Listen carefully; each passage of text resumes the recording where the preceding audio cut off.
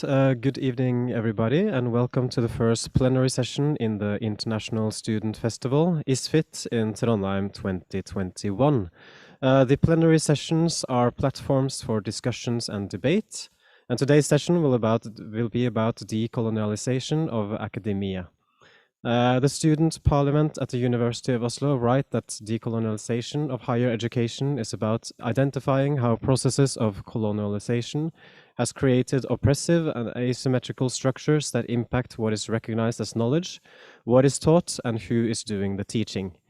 In 2018, the adoption of a statute of decolonization by the Norwegian Students and Academics International Assistance Fund led to a heated debate that is still ongoing in the Norwegian university press. So today we will discuss this issue in a panel that includes a broad and varied selection of academics, activists, and institutional representatives. So just some formal information before we begin. Because of COVID-19, of course, the plenary session has gone digital, and we hope the audience will bear with us as we cope with the challenges that this causes.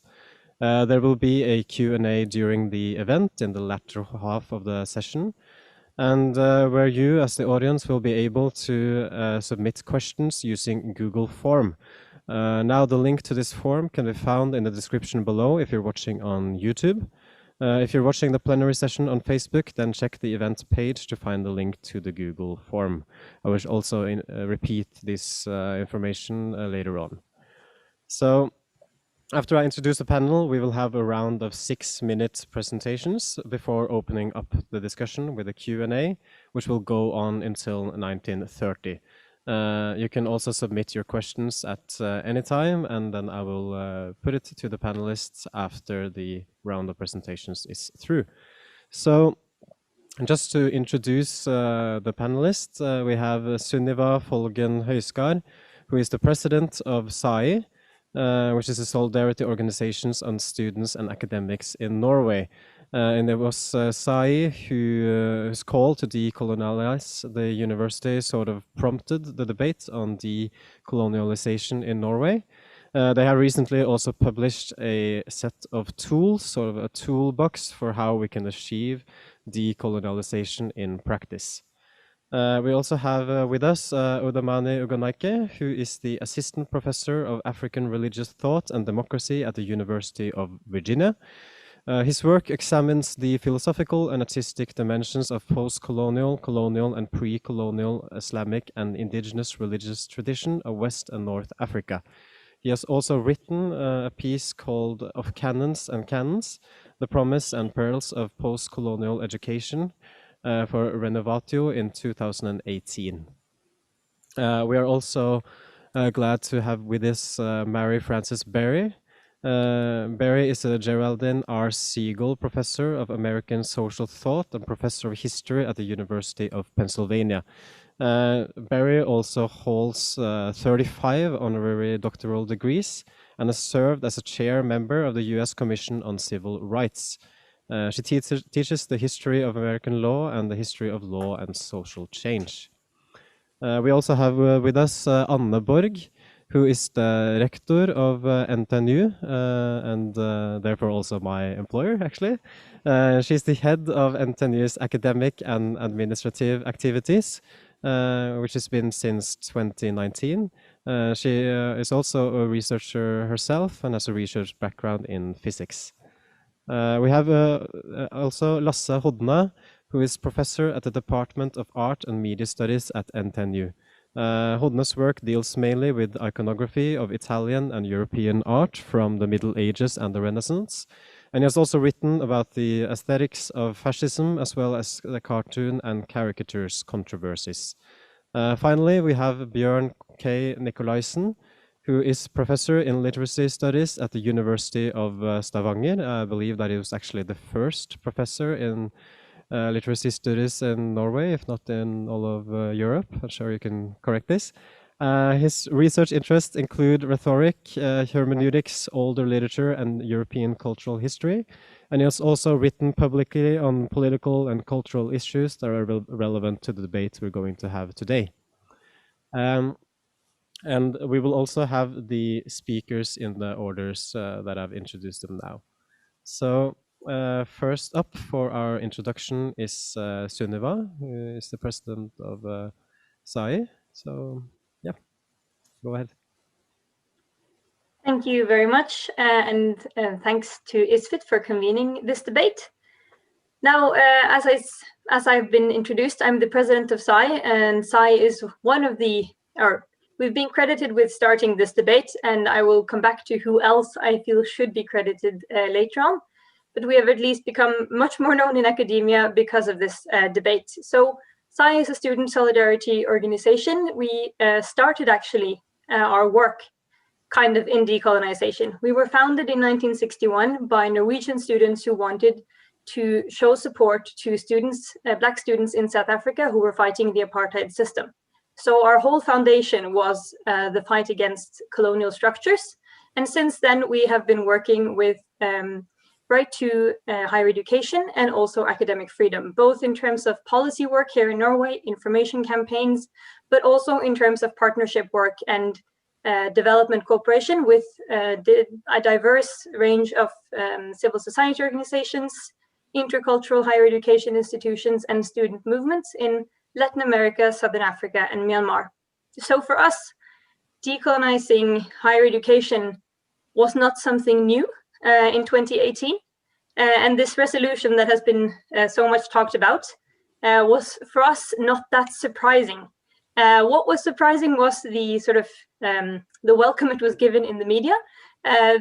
Never ever before and never ever later, I think, will a resolution in SAIH's annual meeting get that kind of attention. They're normally, unfortunately, forgotten just a few weeks afterwards. But this time there were two local chapters, so our activist groups, both one from NTNU actually and one from NMBU, who had gone together and written a resolution on calling to decolonize also Norwegian academia. And their work was then, sort of this resolution also takes up our work in Latin America, where we have worked for decades with two intercultural higher education institutions. So for us, this was kind of taking something we'd worked with internationally home to Norway. And then it kind of blew up. So I would also like to say that we had this resolution, and that was fun, and no one really noticed until the Peace Research Institute in Oslo, PRIO, held a really well-attended and really interesting seminar. So I think just for the debate, we also owed them some credit on launching this debate. And since then, the media debate begun. I myself joined SAIH's leadership that year, and I can say it was a roller coaster. We're not a huge organization. We are not like a think tank. We don't have immense resources to write op-eds to all kinds of topics in all kinds of news outlets. And so it was quite intense to be a student organization and then face, we had just in a couple of months, there were more than 100 news articles in more than 30 different news outlets and websites and blogs. So it was, it kind of took the academic sector with a bang. But that debate had a lot of good elements. I think a lot of the good parts have maybe been forgotten because we had so many people who started to discuss decolonization in their campuses. We had so many people who had been working on decolonization in their courses, in their curriculum for such a long time, and who were finally sort of given recognition and also given a platform to speak. But I think what sort of stuck with people was this, the more polarized part of this debate. And that was quite tough. There were sort of many parts of that debate that was not friendly towards SAIH and not friendly towards the topic at all. But I would like to sort of emphasize that I think the big part of that autumn, which was very sort of filled with heated debate, was also filled with a lot of constructive and interesting opinionated discussions, which we sort of maybe that doesn't linger with us. But I think for me, I learned so much from that debate.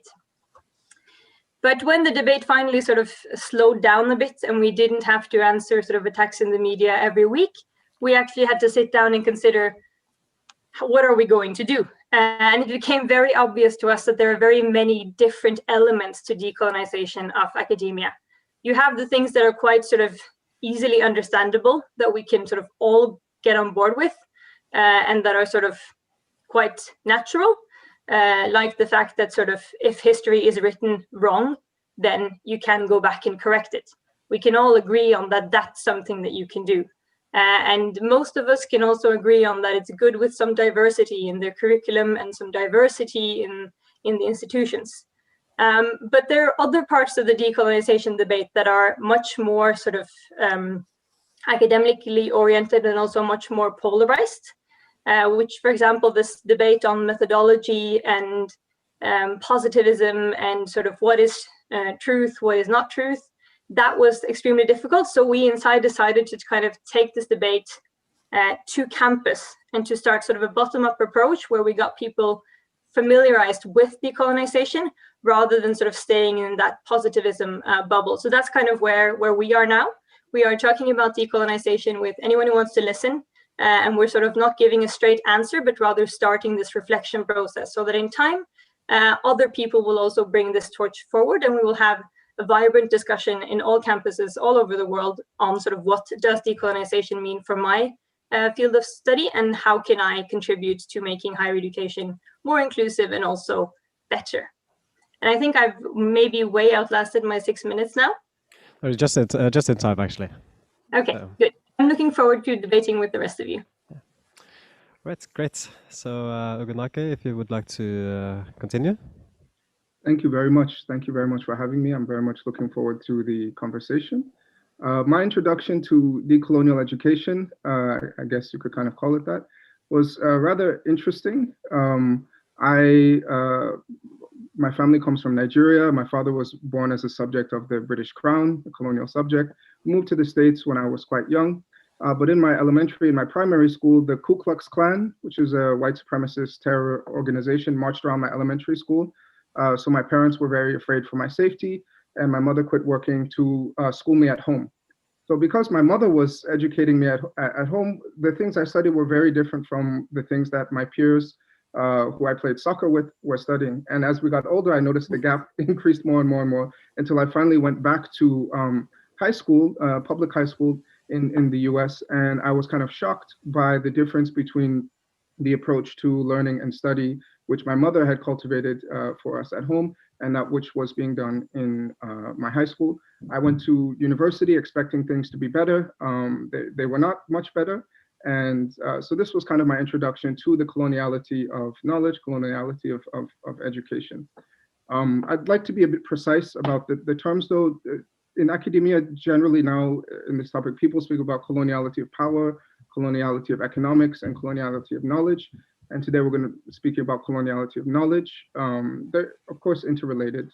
Fanon, who's one of the earliest people to write on this, described the colonial world as being bifurcated between the zone of being of the colonizers and the zone of non-being of the colonized. That is, the particulars on one side, on the colonizer side, are elevated to the level of universals, and the particulars on the other side are perceived and described as negation of these colonial universals. So, for example, so-called civilization is often taken to just mean Western civilization. So-called culture is taken to just mean Western culture, and everyone else is considered uncultured to the degree that they have not assimilated into these cultures. Same is often true of history, philosophy, education. So-called non-Western forms of education are still commonly called informal or religious training in a lot of the literature. Even what's considered professional clothing, as this particular has been universalized. You go to the UN, the only people not wearing suits and ties are the Nigerians and the people from the Gulf. For example, you can even take the notion of discovery. It's a classic old example. It usually means when something impinges upon human consciousness for the first time. However, like black holes or X-rays or something, but it's become common, fortunately now less common and more controversial, to talk about Christopher Columbus or Leif Erikson or Vasco da Gama discovering something, or even anthropologists discovering a people. What does that then apply about those people who are discovered? Who discovered Christopher Columbus? It implies that those people and their own natural and scientific discoveries and their intellectual traditions are non-human, or they're not considered on the same terms of the so-called West, which, as I'm sure we'll get into here, is a rather recent 18th and 19th century construction. So the coloniality of knowledge, for me, refers to this particular organization of knowledge, which creates, upholds, and reproduces the myth of a so-called Western civilization from Plato to Nato, that is responsible for nearly everything good and great in the world and serves as the standard against which everything else is measured, in order to justify the persistent colonial structure of the world as natural, normal, and right. And to me, this is as absurd as pretending that European languages or musical traditions are the only languages or musical traditions, or the only ones worth learning about, or simply the standard against which all other languages and musical traditions are to be interpreted and judged. Give another particular example. In my high school curriculum, we were not explicitly taught this, but the implicit message was, why are they poor in Haiti? Well, because they're unlucky, they're lazy, they're disorganized, or they're dumb. Right? Why are they rich in Europe or France? Well, because they're lucky, industrious, civilized, and smart. This paints over the actual history, as was mentioned, of theft and exploitation that reveal that Haiti's poverty is literally what made and what makes France wealthy, and France's wealth is literally what makes Haiti poor. As Fanon said, modern Europe is literally the creation of the third world.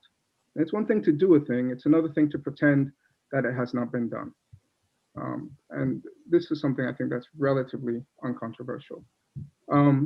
W.B. Du Bois wrote, speaking of the importance of kind of decolonizing knowledge, before there was even a term for this, back in 1920 essay, he said, how easy then by emphasis and omission to make children believe that every great soul the world ever saw was a white man's soul, every great thought the world ever knew was a white man's thought, every great deed the world ever did was a white man's deed, that every great dream the world ever sang was a white man's dream. In fine, that if from the world were dropped everything that could not be fairly attributed to white folk or Western civilization or what have you, the world would, if anything, be greater, truer, better than now.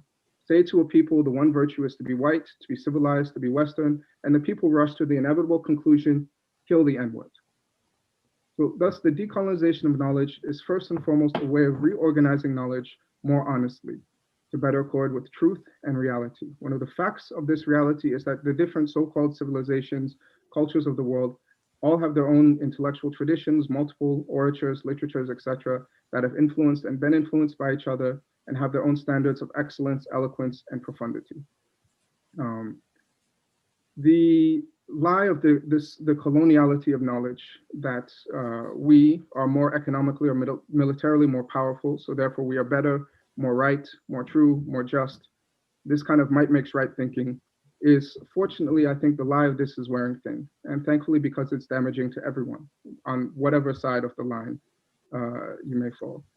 For me, decolonial education is to train students to see the world and knowledge in a new, or rather in an old way, as this kind of multiple, deprovincialized, pluriversal way of seeing the world seems to have been more or less standard to different degrees before the 17th century. That is, to train students to be intellectually multilingual, or at least open to intellectual multilingualism, as opposed to being provincially monolingual. Thank you. Thank you so very much. Right, so our next speaker is Mary Frances Berry. So Professor Berry, the Zoom stage proverbially is yours. Thank you very much. I want to congratulate the students because this is hard work. This is very hard work. And it's work that I have been involved in before as a student, and dealing with it as a faculty member and as an administrator and as a government official and an activist. So I've seen it from all sides. And a book I wrote, which is called History Teaches Us to Resist, explains the kind of resistance that these students are engaged in. And now they are at, from what I heard, the very hard part. It's all hard, but they're at the very hard part. When we in the United States started the Black Studies movement after Martin Luther King was assassinated, we did so in anger and frustration. And we fought battles, use the word fight, battles over it on the campuses. And the first reaction to most faculty were, this is in predominantly white institutions, which I call PWIs, was that everything that needs to be taught is already being taught. So we don't understand why you think something else should be taught. We took as our motto what Lerone Bennett, who was a Black journalist and educator, very well known, said that an educator in a system of oppression is either a revolutionary or an oppressor. And so we said that the education we were receiving reflected the perpetuation of white supremacy, and that therefore it needed to be looked at and it needed to be changed and become more inclusive. We lost the overall battle because all of education didn't change. What we got instead was we demanded Black Studies as a separate kind of program, since they didn't want us to be, controlling or changing the programs that were already there, that if we somehow got a separate program of Black Studies, then maybe we could, at least that would be offered in the university. And that was the path that we took. What happened to Black Studies was what happens to anything like that. It was marginalized. It wasn't funded adequately, ever. And lots of other marginalized groups decided that they should have their own programs, which had to be poorly funded and not given the attention. So there was a proliferation of different programs about women's groups and Latinos and Asian Americans and, all kinds of groups. And we had, from our concern about Black people everywhere in the world, the diaspora, the African studies people who had been around on the campus forever and who were, all of them were white on these campuses, except a few little people here and there. The African studies were controlled by white people too. So there was this battle going on within African studies about getting some kind of traction there. In any case, these poorly funded Black Studies programs went on, and then something happened. There were a lot of things that happened. In 1978, there was a case decided by the Supreme Court called Bakke. And that case disrupted the work that had been going on, however feeble it was, because the Supreme Court decided you couldn't have targeted programs about one group.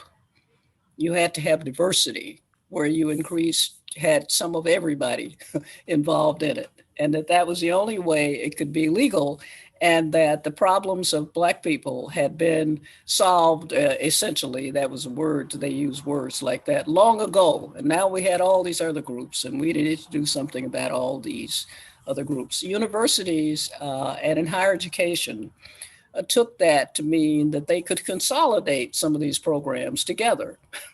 And in a way, it was money saving, because then they could all be poorly funded, all lumped together, or we could keep them, but we didn't have to disaggregate information about people, for example. That was another thing that happened, and I hope it doesn't happen in the movement that you have. Lump all Africans together, as if Africa is just one country. Lump all Black people in the United States together. Lump all Latinos together. It doesn't matter where they come from, Central America, South America, wherever, lump them together. All Asians, Chinese Asians, Japanese, whoever is an Asian.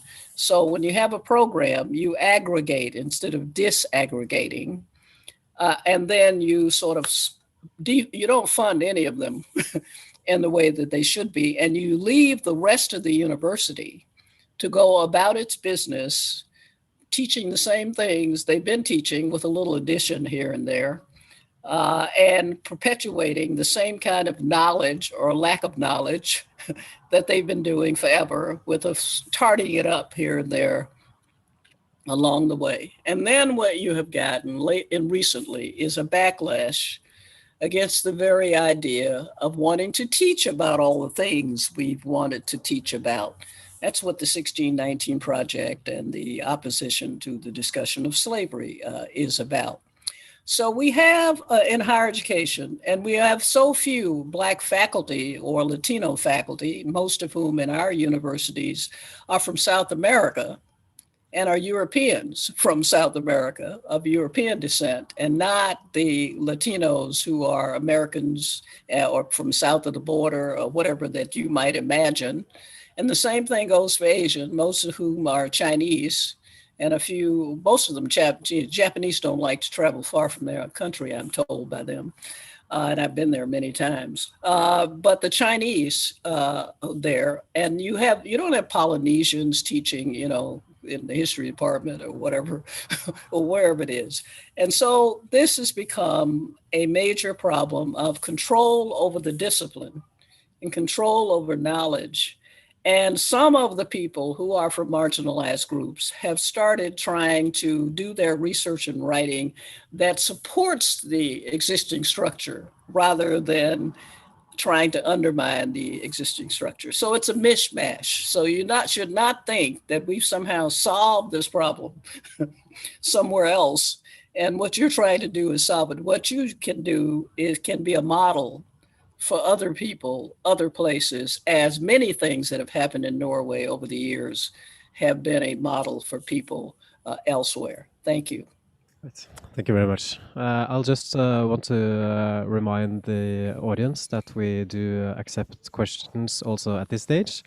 And you can submit your question using the Google form, which should be found in the description on YouTube and on the event page on Facebook.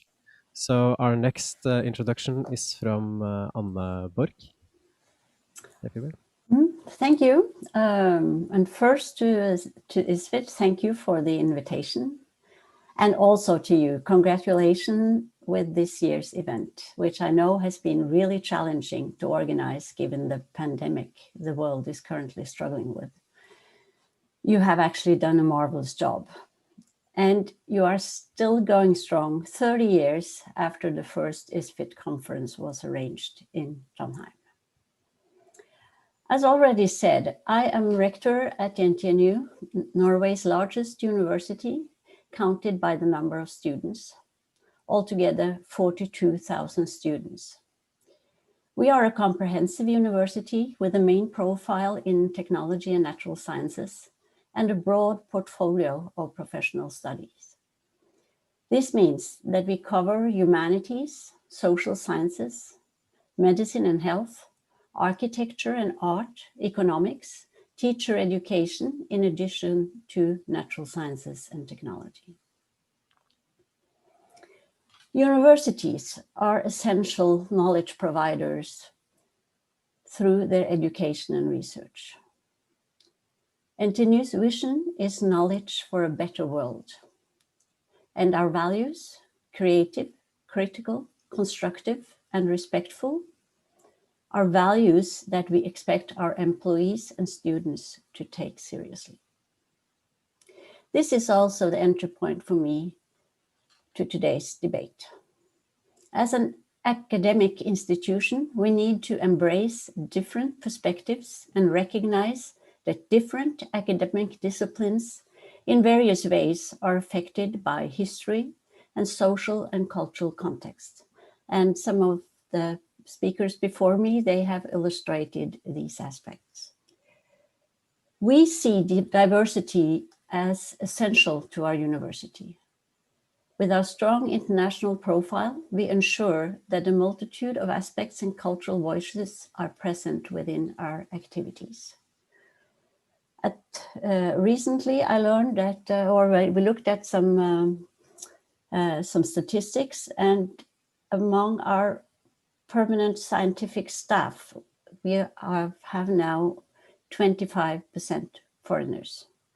But I think I have to admit that many of them come from Europe rather than other areas in the world.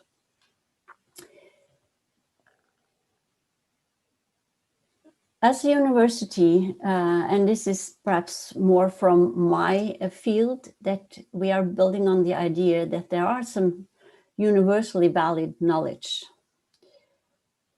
In this context, I think it's important to remind ourselves, as in 2018, Dag Herbjørnrud, in his article in forskning.no, he was saying, today's modern scientific method was first formulated by Hassan al-Haytham, the Arab pioneering optics, a fact that has been confirmed by UNESCO and leading natural scientists.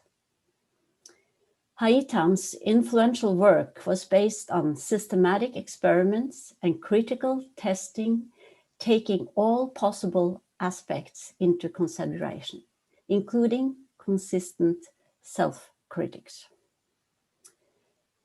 This science tradition is an example of the strength of the idea of universally valid knowledge. But this does not mean that there is no biases in the research, in the curriculum, or in the recruitment and research facilities. Neither does it mean that science as an institution is not to blame for abuse and discrimination throughout history. There are also good arguments that the economic inequality in the world is also strongly affecting the academic world in various ways, in favor of the richer parts of the world, and perhaps also between different disciplines and areas within countries, and also perhaps at universities. So a healthy and openly critical decolonization debate helps to shed light on such biases and better enable us to correct them in our own practices.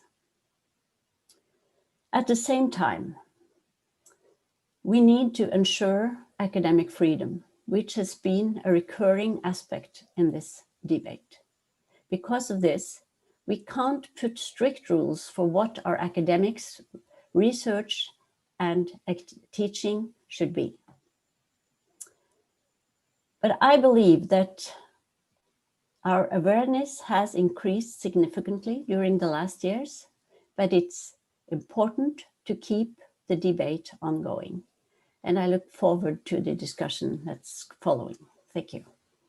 Great. Thank you very much. So Lasse Hodne, you're the next speaker, if you please. Okay. Can you hear me? Yes. Okay. Thank you to the organizers for inviting me to this discussion. My name is Lasse Hodne, and I'm an art historian at the NTNU. My fields of interest are medieval and Renaissance art, especially Italian art. I'm also interested in classical aesthetics and art theory from the 18th and early 19th centuries. As an art historian, I defend tradition when it comes to the curriculum. In my teaching, I start with the art and architecture of ancient Greece from around year 500 BC.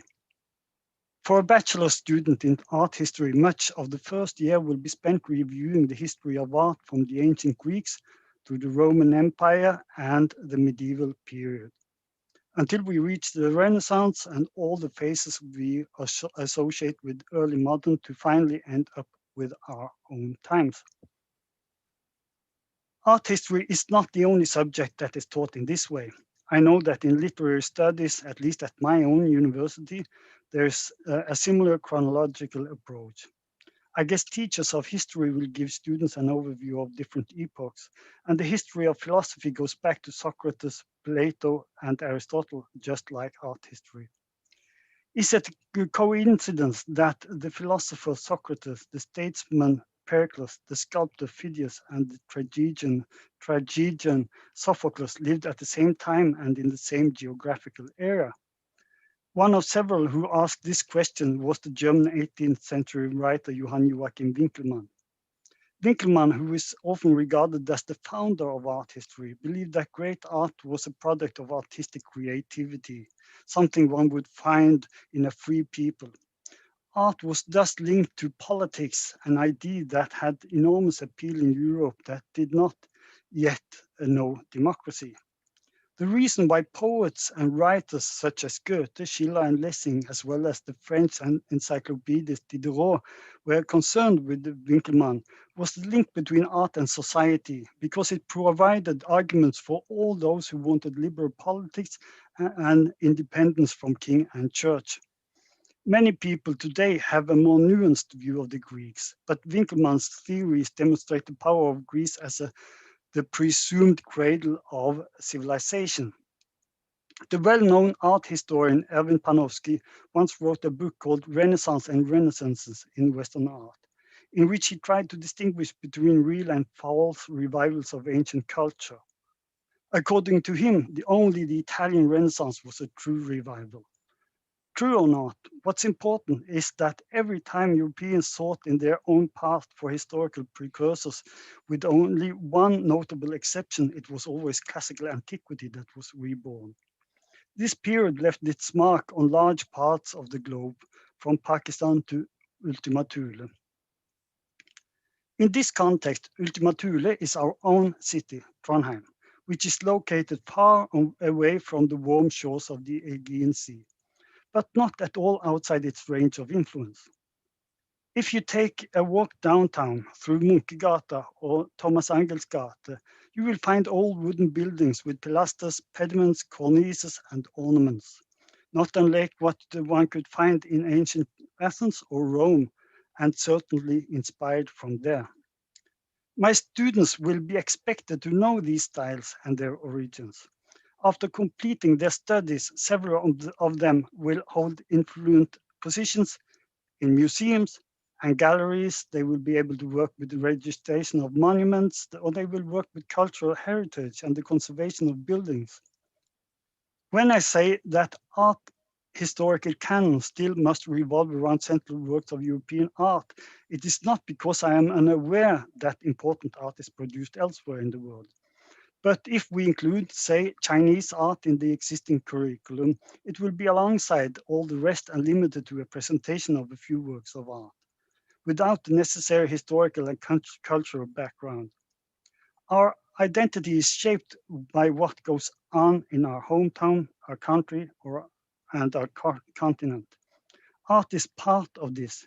In our teaching, we talk about works of Greek sculptors, about Roman engineers who built aqueducts in southern France, about the medieval builders of cathedrals, painters like Botticelli and Raphael, the monuments of Michelangelo, the art of the French Impressionists, and the contributions of our own Edvard Munch.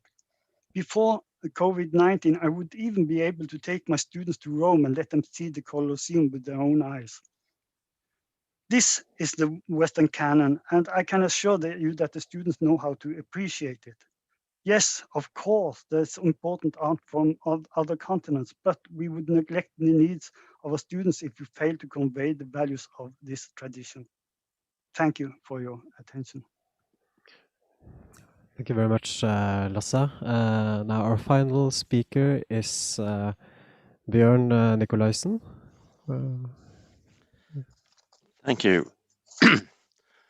I'll try to restrain myself to a few points, but working in the field of literacy studies, there's been huge battles going on for decades just about the colonizing perspectives, coming from the very fact that we have been wont to consider literacy as the epitome and the absolute necessity for existing as societal individuals and groups together.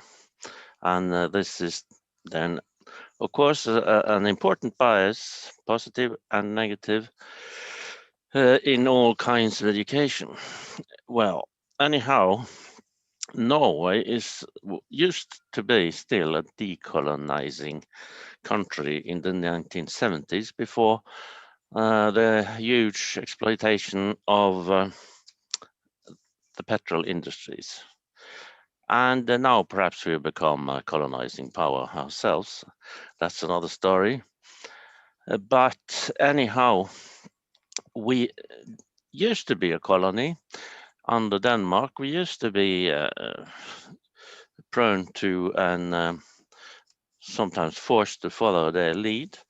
And of course, there's been a lot of political and scientific work trying to unravel all these threads that are sort of hidden to us.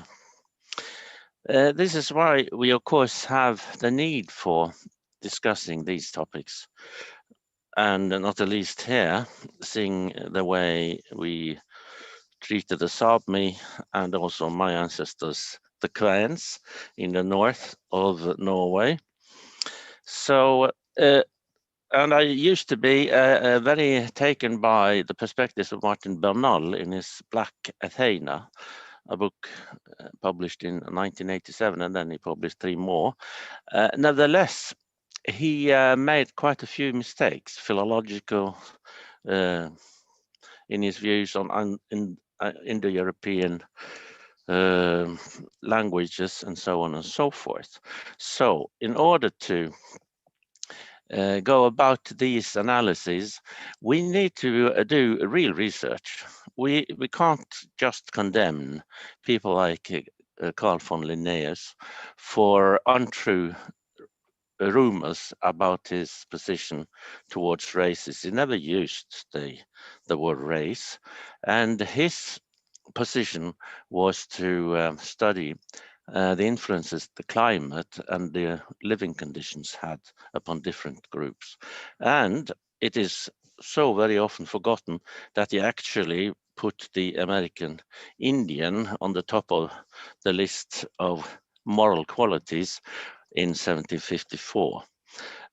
So we had some quarrels last year about him, about a Norwegian Danish author called Ludvig Holberg, who was accused of doing slavery. Well, he didn't actually.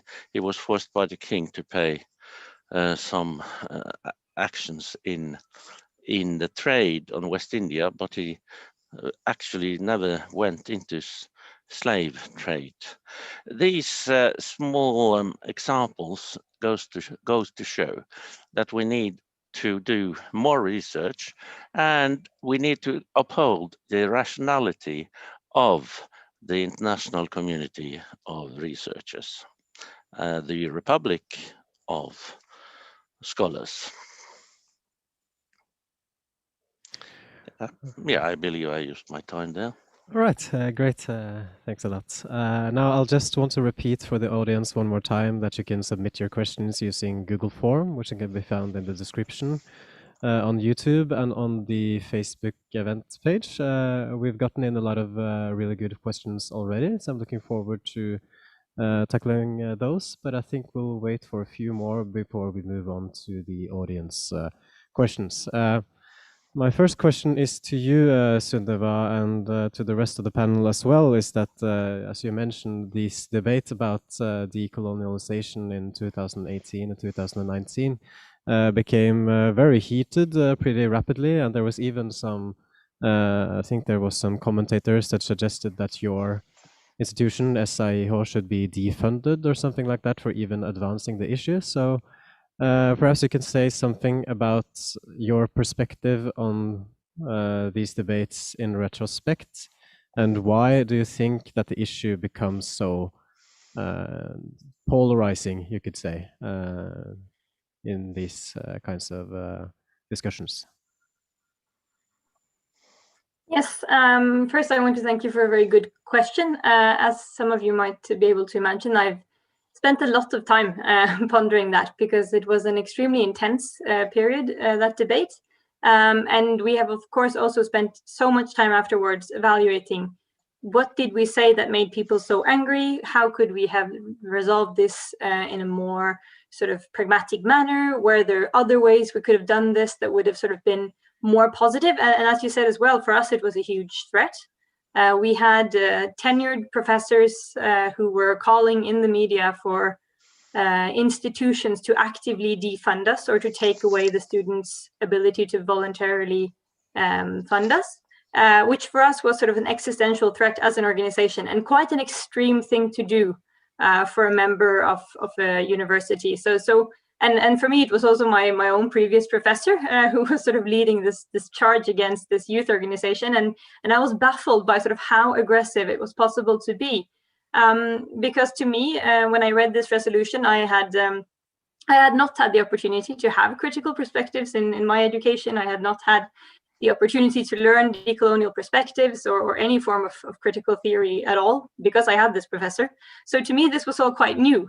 And very interesting, and I was like, oh, why did I not get more of this in my education? So I was quite surprised, because through my education, and especially this subject we have in Norway called X-Fac, which basically means that you learn about your sort of faculties, history and methodology and so on, I had learned that there was an ongoing debate between positivism and relativism, and there was a constant need to revitalize and rethink knowledge and always be super critical. And then when we sort of had this idea of actually being critical and self-reflecting and looking through history, we were met by shut them up, defund them, remove them from campus by sort of tenured professors. And then I felt that was quite extreme. And I think it was very healthy for Norwegian academia to actually have that kind of a debate, because I think it also shows that we were sort of very comfortable where we were. And we were surprisingly uncomfortable with being challenged. And I think that's been very healthy with the whole decolonization debate, is that a lot of people have actually had to go through themselves and consider sort of, am I contributing to this? Is this relevant for me? And me myself as well. I mean, I've grown up in a majority classroom. I've had anything, but I've never really considered privilege until I was part of this discussion. And now all the time I'm going around thinking, oh my God, this is actually quite racist. I was part of this. And I'm feeling all these things. And for me, it's been liberating. And I feel like that's kind of where we need to get. People need to get to the stage where this is a positive thing, that you're realizing that you've been part of something that you want to challenge. And I think just to pick up on something that Lasse said previously about chronological curriculum, because I think that's a very good point. And I agree that in many cases it makes a whole lot of sense to have a chronological curriculum. But I think one point which is very sort of relevant, and which came actually from my own education at the University of Oslo, I had modern world history, which started from the 1500s until today. And I would like all of you to think to yourselves, when do you think Africa was introduced? The Berlin Conference.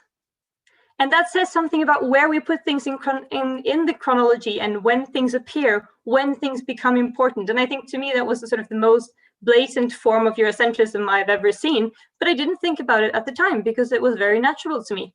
And I think that's kind of where we need to get, but I think that's also why people, why this gets polarized, because for once it's the fact that you don't feel like you're perpetrating something wrong because you're not actively doing something wrong. You just haven't fully reflected completely of all the things that could be wrong with what you're doing. And so people feel sort of attacked. And the second thing is that this goes to the core of what is very, very important to many academics. And I think that's where you see the sort of divide in the debate. The part of the debate that's about sort of identity, curriculums, so on, that's kind of civilized and things go back and forth and people are sort of coming to terms with this sort of racism, privilege, worldview, Eurocentrism.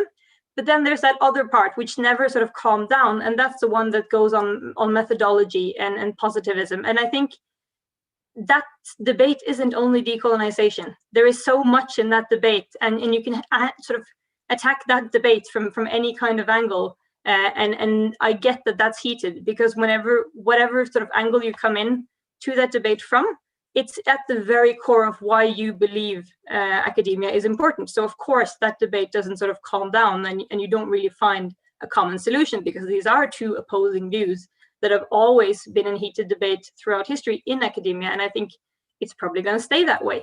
But I don't think that should overshadow the importance of the decolonization debate and also the sort of humongous amounts of things that you can actually decolonize, even without going into that part. Right. Ogunnaike, I think you raised your hand.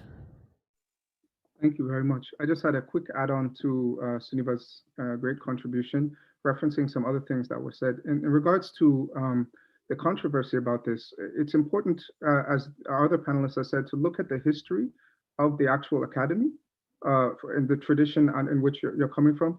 The Renaissance that was referred to earlier was extremely controversial in its time. And it was very controversial in part because it was bringing in perspectives, traditions, texts that were outside of the canon at that time.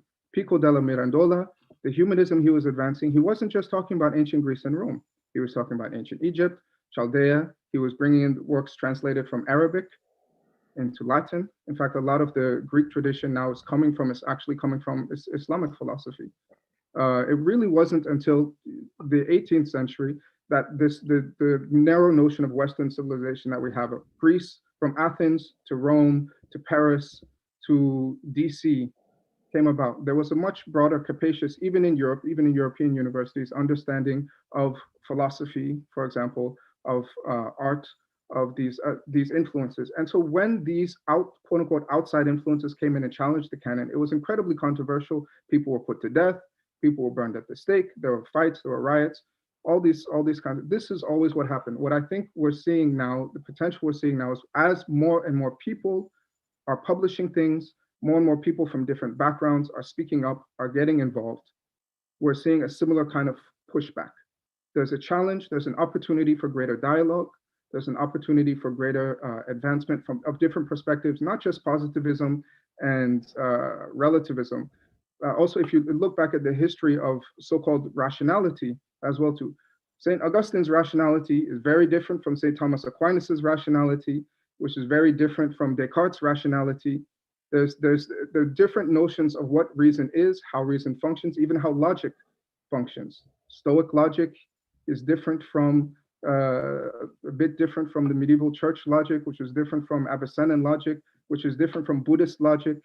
There are all of these different things. And what happens when we can put these things into productive conversation with each other, not just privileging one over all the others, but put them actually into productive conversation, then we stand a chance of actually learning from one another, moving forward in a productive way, when we can actually learn from each other. When we have a strong resistance to learning from each other, when we have an idea that I have nothing to learn, or it's impractical for me to learn from these other traditions or these other ways of thinking, or that they're backwards or something like that, that's when we run into a problem. And that's to everyone's detriment, not just to the detriment of poor brown people somewhere, but that's to the detriment of all of us, of all humanity. When we've had these kind of leaps and advances productively in the arts, in the sciences, it's when people have been open to learning from different cultures, different traditions.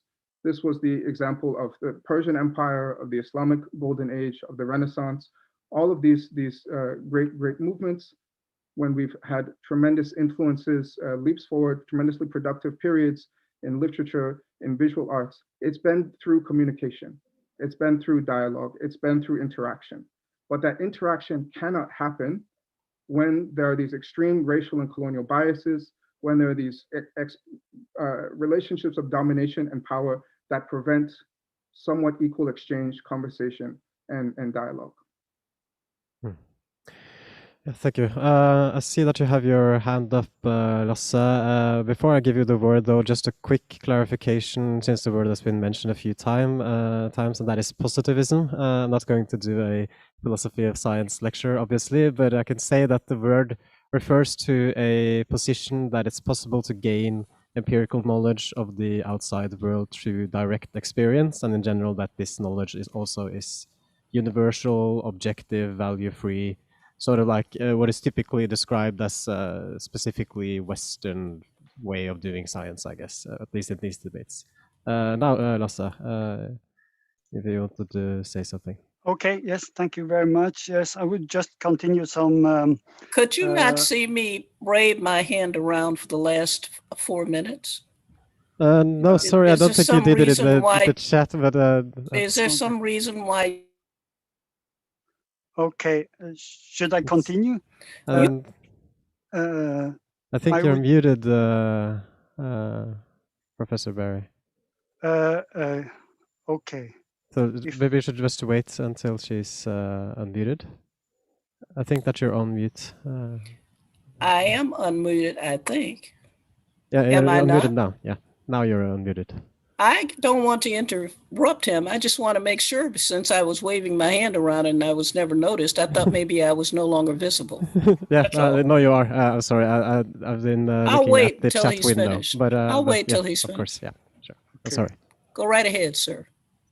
Okay, just to continue what Oludamini said, I think he referred to Renaissance and to Florence and Giovanni Pico della Mirandola and the interest for Egypt, and that of course is very true. They had a great interest for the whole ancient world at that time, because they believed that in antiquity and close to the creation, they believed that God created the world some 6,000 years ago, and populations that were close to the creation had the kind of knowledge that later peoples did not have. So it was important for them to study it, and they studied what they believe to be Hermes Trismegistus as a follower of I don't know who, and they were very interested in hieroglyphs, even if they didn't understand them very much. And I think that was very important. So I don't think ancient Greece had the only sovereign position at that time. They were interested in other things as well. But at the same time, and I think what's important with the Renaissance is that doing that, they introduced learning that was not the traditional learning of the church, because before that you had the Middle Ages, you had the Gothic period, you had the scholasticism, you had Thomas Aquinas. Thomas Aquinas interpreted Aristotle, and that was the knowledge, but then they had other sources as well. But whether the Renaissance, the Renaissance came so very far, I don't know. My impression, and that is my personal impression, is that they tended to read ancient sources in an exegetical way. That is, they tried to find the hidden meaning in it. They were not yet at the stage where they started to do experiments yet. And I think when you go to, for example, the 18th century and see how they read ancient sources, they read it in a totally different way, because they compare what is said in the sources with what you actually can believe.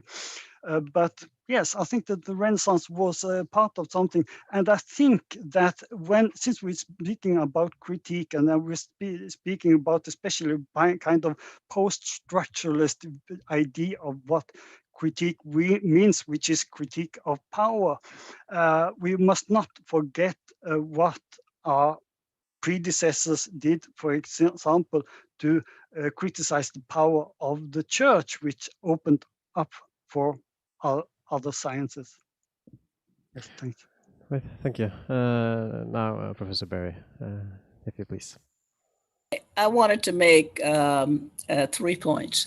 First, I wanted to say that historians know that one of the ways defenses have been made of people who are accused of racism concerning Blacks is to point out that they said favorable things about Indians or indigenous people.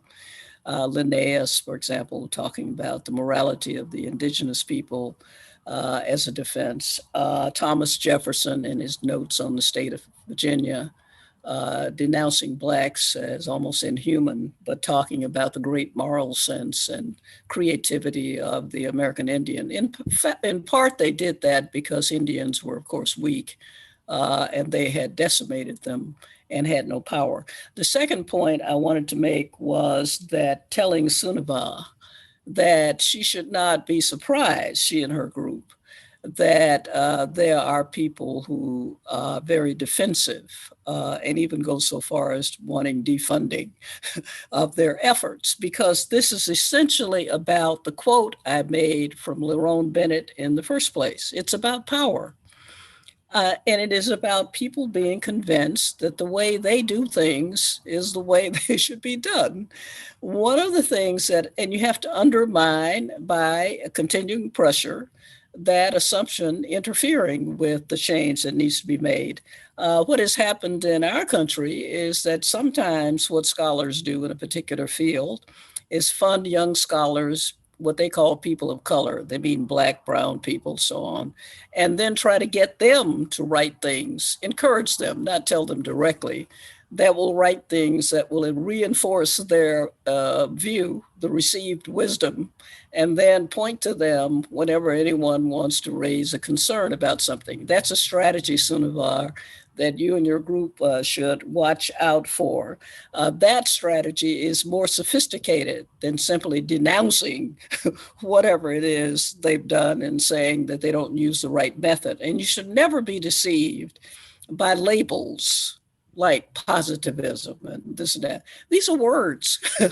They stand for things, but what they stand for is someone's interpretation of events in a way that makes what they're saying appear to be reasonable, rational, and all together. And then the final thing I'll say is, and a good example to keep in mind, students, is when one of the giants in the field of legal history had passed away, and we had one of these big festschrifts, we called them, about this great person. And someone pointed out that he had given us the great knowledge on how the American economy developed in the 19th century, and we became a great nation in the period before the Civil War.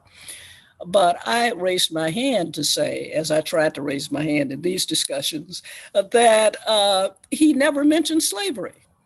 And I didn't see how you could discuss the economy in the 19th century before the Civil War in the United States and how we developed industry and everything else and became great without ever mentioning the word slavery. And I was, of course, denounced because the answer was that he just wasn't interested in slavery. That's why he didn't mention it. Thank you very much for recognizing me. Thank you too. We have a comment from Bjorn Nikolaisen, and after that comment, I think we'll move on to some audience questions. Yes. Well, Professor Berry, I must beg to differ. The book by Audrey and Brian Smedley, which I have here in the last edition, is a marvelous book, of course, and it tells a lot about development of the concept of race and the dealings with different ethnic groups in America. But they are producing a meme on Linnaeus, which is simply wrong. The translations from the Neo-Latin he used are wrong. He does not characterize anybody morally. He characterizes them from out of their competencies of coping with the climate and the environment that people are living in. Exactly the same way as Montesquieu, who is his contemporary, does in L'Esprit des Lois. This is no positivism, it's not relativism, it's perspectivism.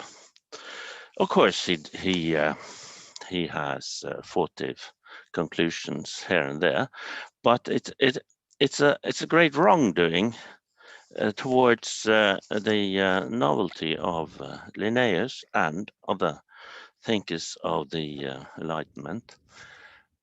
Just to presuppose, without having read their works, because his works have never been treated in a proper manner in an English setting. No, I don't think there's any. There's even a PhD thesis written about Linnaeus in English, and it's quite a bit of work to go through his production, and which is what I'm doing just now, because I'm publishing a paper on it, or I'm trying to finish a paper before April. So what I would like is that one doesn't settle for easy characteristica, easy ways of sort of doing away with traditions, but that we do, just like Oludamini said, we go for a dialogue.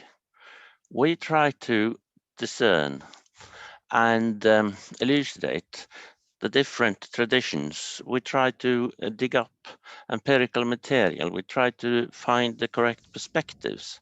And then, of course, we shall have to be very critical towards our own traditions. And, well, I would like to say that actually we've been doing this for quite a long time. We did have opposition against slavery in Norway. We did have it in Navarra in what became part of France. Montaigne was against slavery.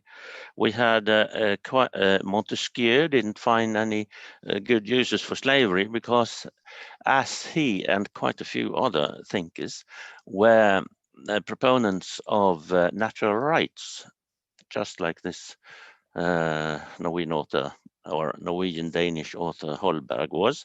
They actually contributed to the thought that we are all born equal and we should all be treated equally. But it took several hundred years in order to get that notion put into actual use. Yeah, well, Alabama in 1963, for instance, or Martin Luther King, and our own discussions now. Of course, we have systemic racism around in all our kinds of institutions, but we're aware of it and we can fight it. Thank you. Anne Borg, I wanted to direct a question to you actually, because obviously you follow these sort of debates that's going on in academic press and academic media. What do you think that your institution, or even you personally, what kind of role do you think that you should take in these sort of debates? Or what role do you usually take? Well, I have to say that I haven't been really much into the debate, but I think that this is, I mean, what my point of view is that it's very important that we have these debates. I think that this makes our universities better. I'm sure that it will make education better, but these are discussions that should also be run by the people in different disciplines and how it affects the disciplines. And I think that is the important thing. So what I liked with what Sunniva was saying was that you were saying now you're raising the questions.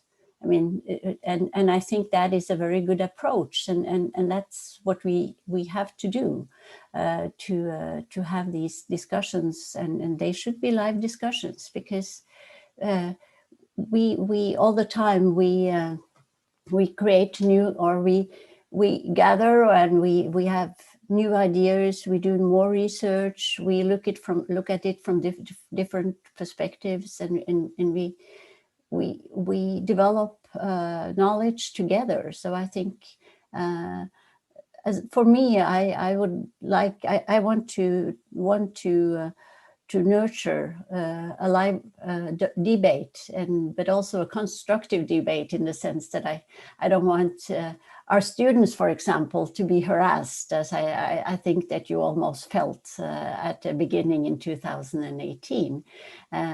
Because sometimes these debates are getting, we are seeing high temperature. But I think that this debate that you lifted actually has increased our awareness. And I know examples at our university. I think you yourself raising the question that, for example, within humanities, I know that, for example, the philosophy programs, they are really, the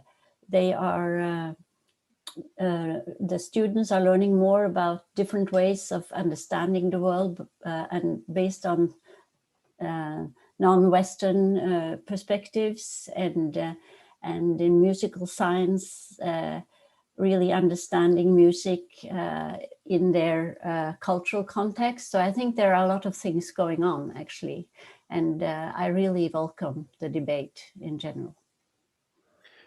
Thank you. So Lasse, perhaps a quick comment for you before we move on to the audience questions. Okay, yes, I will just continue a bit on what Bjorn Nikolaisen said, because he said something about simplifying the history. And I have seen something quite similar in my field. You know, you remember I mentioned Winkelmann in my introduction, and Winkelmann was a famous archaeologist, and he has become very famous in the last couple of decades, partly because Martin Burnell, that was mentioned earlier, because Martin Burnell wrote this trilogy called the Black Athena, and I think that the title of Black Athena was actually directed against Winkelmann, because Winkelmann, he praised ancient Greek sculpture, and he mainly saw it in marble copies made by the Romans, and they were white. And in a lot of books nowadays, you will see that these white statues were actually supposed to be images of the white race. And in some of the books by Winkelmann, you also have a discussion about color against what is best. And he says something like, the color of the statue is not important. It can stand there in its white purity. Okay, this has been read as a racist expression, but it is a misunderstanding. When you read these books, you see that they usually tell that, oh, Winkelmann never went to Greece, he didn't actually bother about the reality, and he didn't know that ancient statues were painted, because they were painted. They made statues in marble, but they painted them afterwards. But the truth is that Winkelmann was the first one who actually studied paint on ancient statues. He was the very first one to realize that they were painted, only that at the beginning he thought that these were very ancient statues, and then afterwards they didn't paint them anymore. But this view he changed, and he rewrote his main work about Greek art, the so-called Geschichte der Kunst des Altertums, and posthumously came an extended version of it that was much more detailed, where he realized that even at the time of Plato, statues were painted, they had color. But in discussions about this, like in Burnell, like in George Elmos, like in Nellie Irving Painter, a lot of authors who speak of this, they say, oh, he didn't realize that these actually had color. But what the fact is that he didn't discuss this situation or the opposition between color and whiteness. What he was discussing was the opposition between color and form, which was the central aesthetical debate ever since the Italian Renaissance. And why is this? Just to add a little, why is it that all these errors? The reason is that his first version of this book, which was not extended, was translated into English, and the modern English versions of his ideas are based on his first book from 1764. But when he amended this in a very much extended version, that one has no modern translations. Okay, thank you. Right. So I see that you have your hand up, Oludamini. Just a brief comment, if you may. I just wanted to keep it very brief. I completely agree with Professors Nikolaisen and Hodne that we need to be precise and careful in our scholarship. However, I think kind of here we're missing the forest for the trees. The reason why Winkelmann was important is the way that he, and despite or Linnaeus, even despite the miscitations and misreadings, was precisely because that several influential authors who were themselves champions of white supremacy quoted and cited them, even as they misread them. So the issue that we're dealing with overall, I'm not an expert in Winkelmann or Linnaeus. I defer to your expertise of this, but there were several important authors from the 18th century all the way down till today. We have in the US, we have the Proud Boys, we have all these Project Europa. They all refer to these misreadings of Linnaeus and to and Winkelmann. They're very foundational for them. So the larger issue with which we're dealing, and part of this can be undone by careful reading of Linnaeus, but the larger issue that we're dealing with is one of white supremacy, of the denial of the contributions of other civilizations. So for example, you don't have other aspects of Italian art and especially Spanish art, tremendously influenced by Islamic art and civilization, tremendously. Philosophy, it's not just, even if you want to stay local and provincial. So there are two problems that I see here. One is the elevation of a provincial to a universal, right? That this is the perspective, not a perspective amongst many. Even if you just want to stay provincial and let's just look at the things that have influenced Norway and Norwegian art or Norwegian culture, etc. Norway has been cosmopolitan for centuries. There have been movement, there have been contributions and cultural flows from all kinds of different civilizations and cultures with their own arts, with their own perspectives, with their own philosophy that's gone into producing what is today Norway. So to do really good scholarship, to understand who we are and how we got here, we need to remove these blinders. Unfortunately, figures like Linnaeus and Winckelmann have been misunderstood or correctly understood, I don't know, I defer to you, in order to put these blinders on and to create misrepresentations of our history, which create unfortunate consequences for our present and our future. And that I think is the larger picture that I don't want to get lost in these smaller, the reason why these details of scholarship matter is this bigger picture of who lives, who dies, who has things, who doesn't have things, who's listened to, who is not listened to. Okay. Thank you. I just received a note from our organizers that we have 15 minutes left of the debate. We haven't even gotten to the student question yet. So if I could ask you to keep your comments a bit shorter, perhaps, from now on, so we can cover hopefully a few questions from the audience. So the first question comes from Christopher, and he asks really, I think, a relevant question to what we've just been talking about, so which is if the biases present in subjects like history and the social sciences also are present and perpetuated in subjects like chemistry and physics, like how general is the diagnosis of colonial science, I guess. And if so, in what way are the same biases present across fields? So does anyone want to comment on that?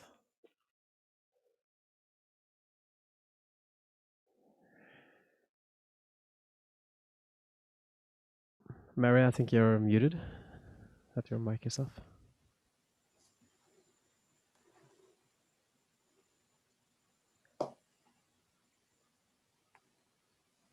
Mary, excuse me, I think that you're... have task forces that are discussing this very question, and some of them have had papers done on various scientists who were faculty members in their institution in earlier periods, and the kind of research they did and how the research questions that they asked themselves were based on their understanding of what groups should be considered, what, for example, when they were dealing with issues like pharmacology, what we call it now, they were thinking about Europeans and people like themselves and not about anybody else, or who you try out, who you try out the medicines on, or what you do. In the sense of chemistry, physics, all the different sciences, there are people working on how questions were formulated, how they got their research, the history of their research from, who they relied on, where they looked to for antecedents to what they were doing, and then made judgments about what they were doing. Also, whether they gave credit to people who were of other races who had already done work, who no one acknowledged, or who assisted people in work where no one was acknowledged, as happened to women, by example, whatever race they were. So there's a lot of work going on that. And a lot of it has to do with how you ask questions, what you rely on in terms of the history of what you're doing, and then the conclusions you reach and how generally applicable they are. So I think these are questions that can be asked across all disciplines. I don't know what the answers are each time, but they can be asked. Thank you. We also have hands up from Sunniva, if you have a comment. I think this is a very interesting question, and it's also a question that came up a lot during the debate, because there was this sort of, everyone could recognize the decolonization of the history subject. Yes, that should happen. Yes, that's sure, like history is part of this. But then we got a lot of people saying, yes, but you can't decolonize quantum physics.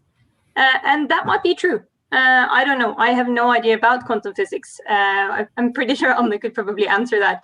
But our, sort of the point is, and this is kind of why we wrote this toolkit that you introduced earlier, is that the point is that you shouldn't then not ask the questions, because you can't just assume that no, doesn't have anything to do with my discipline. My discipline is sort of not relevant to this, because that still doesn't sort of mean that you shouldn't go back and ask the question, sort of, where is my canon from?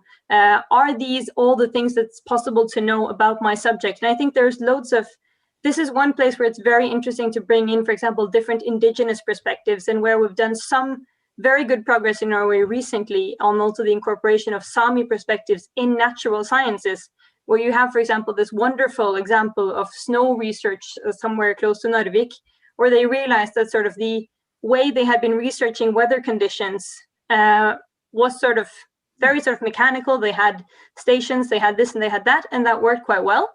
But when they used indigenous knowledge of how the weather changes and how the weather affects different parts of sort of reindeer herding and so on, they were able to discern patterns in the metadata that they couldn't see before, because they had no way of sort of seeing that. So you shouldn't sort of just because your discipline seems to be very 1 + 1 is 2, there might be a lot of things you don't know, and there might be a lot of interesting sort of perspectives and research, and also lots of history from your subject that you don't know yet.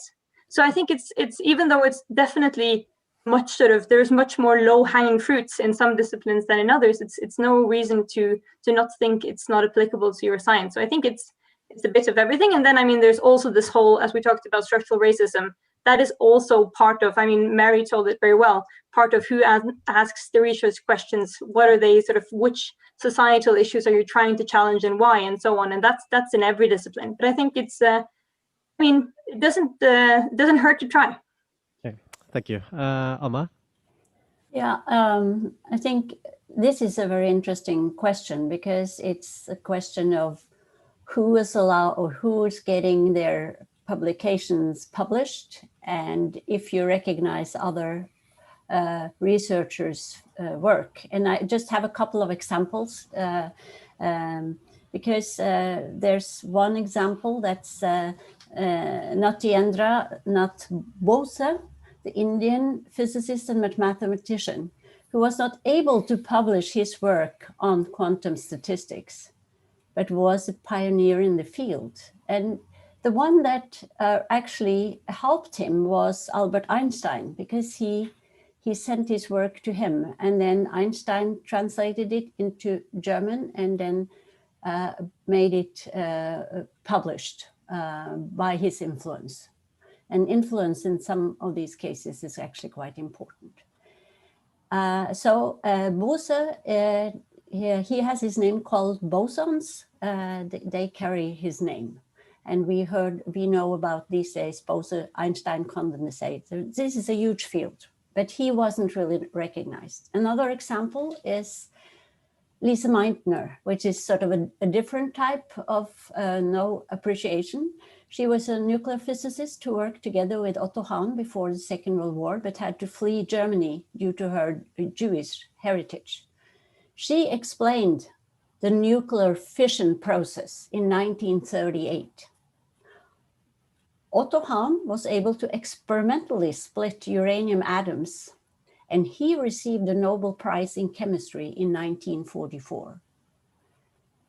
And Lise Meitner, that was imperative to the fact that he could actually understand what was going on. She did not get the prize, and later on, of course, it's been realized that she was not treated very well at all. But that's a couple of examples on different ways that will affect even, for example, natural sciences. Mm-hmm. Thank you. Since there are a lot of questions left and not a lot of time left, I think that we should move on to perhaps the more practical side of this. There's a great question from Bilal, who asks how students can make a contribution to the decolonization of education. Should they rebel syllabuses that feed biased knowledge, and do the panelists recommend this? So.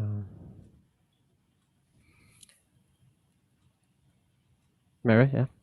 Yeah, I guess, let me see. Am I on there? Let's see, where am I? Yeah, you're on. You can hear me. I would definitely recommend pressure. The history shows that when you want, and there's already been pressure, and it continues to exist, students have a right to demand that these questions are faced and not ignored. That's what they have a right to. They don't know the answers. There's no reason for them to know the answers, but they know what they're being deprived of, that they're being deprived of something. And I think there is a duty on the part of those who are responsible for institutions and faculties to listen to them and to formulate questions. That's what scholars are supposed to do, and to try to answer them, and that they ought to be taken seriously. And if it takes pressure, if it takes, insistence, if it takes organization, which it does, that's been my experience from both sides, when I was being pressured and when I was pressuring other people. Famous case, sitting in running the education for the whole of the United States in the Carter administration, and having a guy come in to talk to me, a president of a university, about some money, and take one look at me and say, you know what? When you were a student at Michigan, you were with a group of students, came in and took over my office about an issue on campus. And now I'm sitting here asking you for funding for this program. But anyway, it's nonviolent pressure. It's pressure, it's insistence, and it's good for the institution. It's good for the discipline. And it's not tearing anything down. It's building things up and will create more knowledge. So yes, insist. Thank you.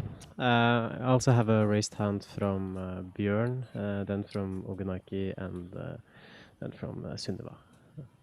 So Bjørn, if you will.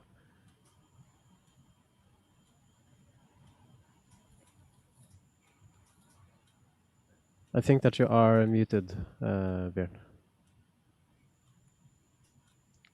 Yeah, thank you. Well, we need these discussions, of course, and in the field of literacy studies, it's absolutely a prerequisite for thinking that we do away with all these biases that are inherited.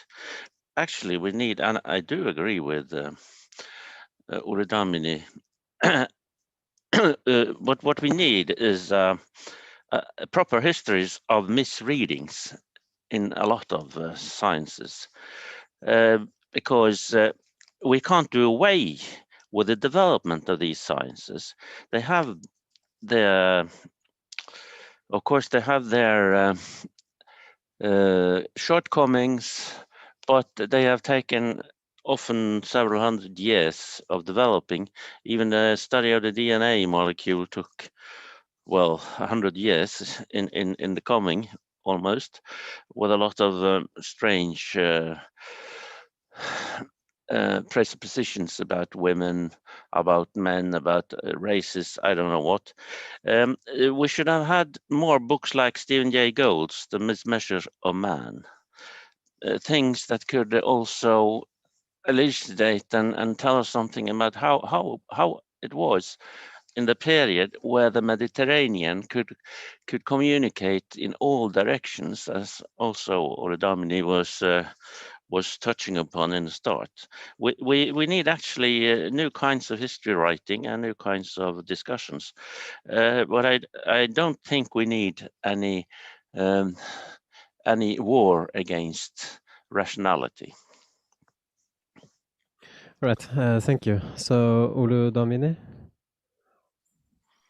Yes, so my experience has been it's difficult very difficult for students, because in essence, you kind of have to get a double or triple training yourself. You have to learn the thing that they're teaching you.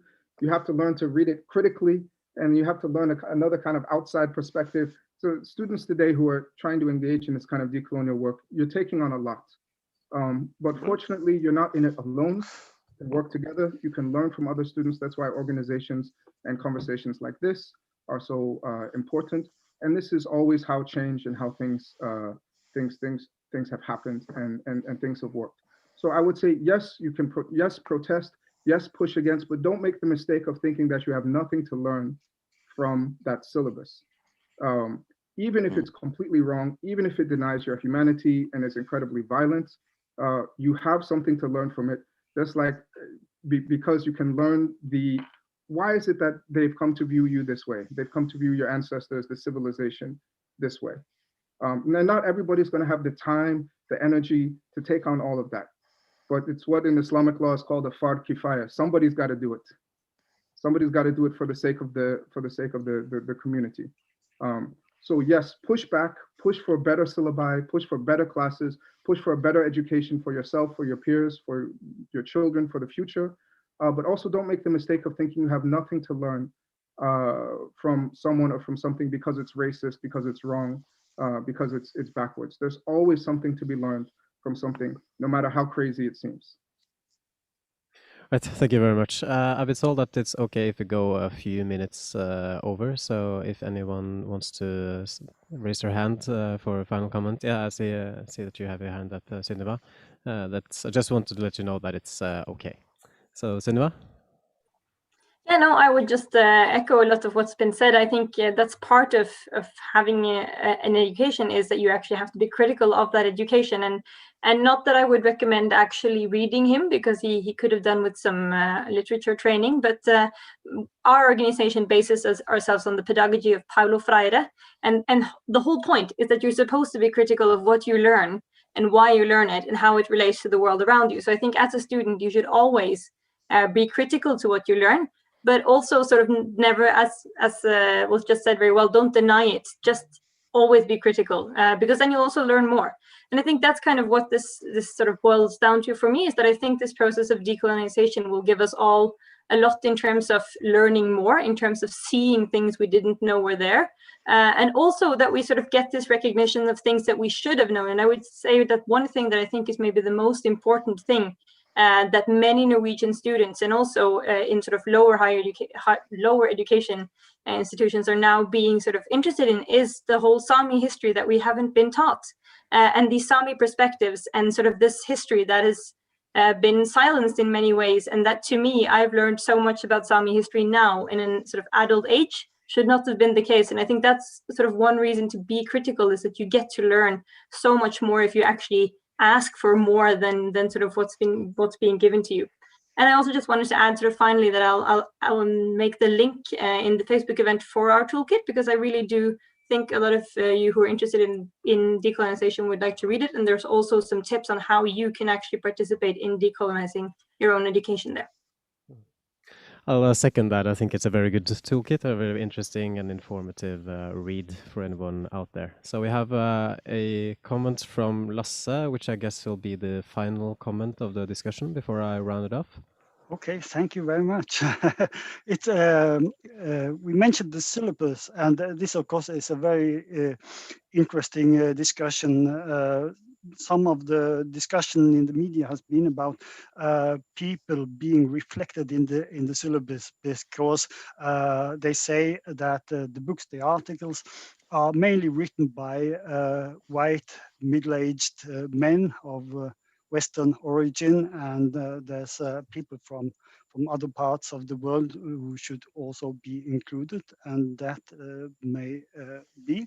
But I thought about it because I asked myself, are my students reflected in the syllabus in what they actually read? Because my students have mainly a Norwegian background. They have Norwegian as their mother language. Very many of them are female.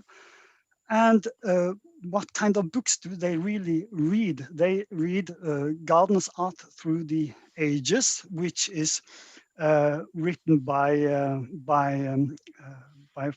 Fred Kleiner, who has a background from the Columbia University. If they study Greek art, they will read the book of Pedley, who has a background from Harvard.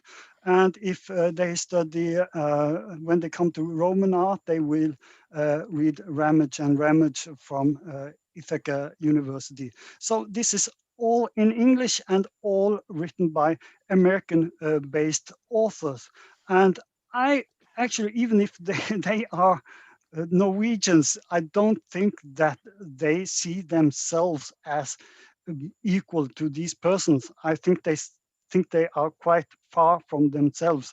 And I would also add just one little thing, because why should we study Greek art through an American specialist, or Renaissance art through an American specialist? I know they are great, they are good authors, but we have great authors from these countries also. Why don't we read it? And then the students don't read them simply because they are not translated or they are not made available. Yes, thank you. Right, thank you very much. So I guess that will be the final comment of the debate. Before we close off, I just want to thank you, the audience, for attending this digital plenary session on the decolonization of knowledge. I would also, of course, like to thank our panelists for a very interesting and informative and lucid conversation, and to the International Student Festival ISFIT for inviting all of us and putting this together. We would also like to thank Studentersamfunnet in Trondheim, where I'm sitting right now, Videokomiteen, Forsterkerkomiteen, Fotogjengen, Regi and Sikring, which are the ones who are keeping the lights on and the sound on, and organizing and making this event materially possible. And with that, I would like to wish you a good night, and thanks again.